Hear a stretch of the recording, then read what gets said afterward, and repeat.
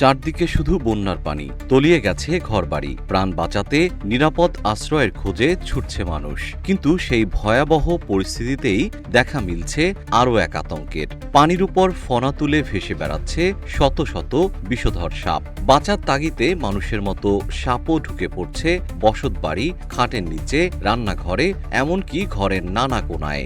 যে কোনো মুহূর্তে ছোবল মারার অপেক্ষায় যেন যমদূতের মতো ওত পেতে আছে তারা। টাইফুনের তাণ্ডবে বাঁধ ভেঙে একটি সাপের খামার থেকে শত শত বিষধর সাপ ছড়িয়ে পড়ার পর পুরো গ্রাম জুড়ে নেমে এসেছে চরম আতঙ্ক। বন্যার পানিতে ভেসে আসা এসব সাপের দখলে যেন এখন গোটা জনপদ। চীনের দক্ষিণাঞ্চলের গুয়াংজি ঝুয়াং স্বায়ত্তশাসিত অঞ্চলের হেংঝৌ শহরের দেংওই গ্রামে এই রোমহর্ষক ঘটনাটি ঘটেছে, সংবাদ মাধ্যম CGTN নিশ্চিত করেছে। কয়েকদিন ধরে চলা টাইফুন মাইসাকের প্রভাবে টানা ভারী বৃষ্টিতে হেংঝৌ এলাকায় লিউডান ও ইউনবিয়াও জলাধারের বাঁধ ভেঙে ভয়াবহ বন্যা দেখা দেয়। এতে দেংওই গ্রামের একটি সাপের খামার পানির নিচে তলিয়ে যায় এবং খাঁচা থেকে 900 এর বেশি সাপ আশপাশের গ্রাম, এমনকি মানুষের ঘরবাড়িতে ছড়িয়ে পড়ে।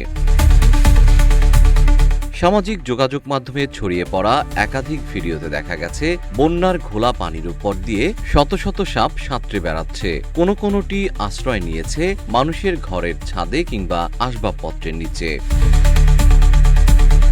দেংওই গ্রাম কমিটির প্রধান জানিয়েছেন, সাপের আতঙ্কে মানুষ ঘরের ভেতরেও নিরাপদ বোধ করছেন না। ইতিমধ্যে সাপের কামড়ে অন্তত একজন গুরুতর আহত হয়েছেন। স্থানীয়দের দাবি, খামারটিতে কিং র্যাট স্নেক, জলসাপ এবং বিষধর রাজগোখরা সহ বিভিন্ন প্রজাতির সাপ পালন করা হতো।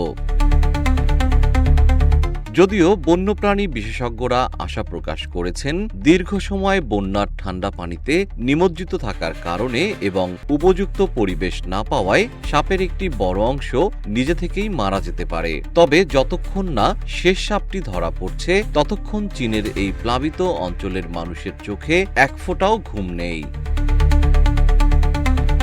জিএম শিহাব, রূপালী বাংলাদেশ।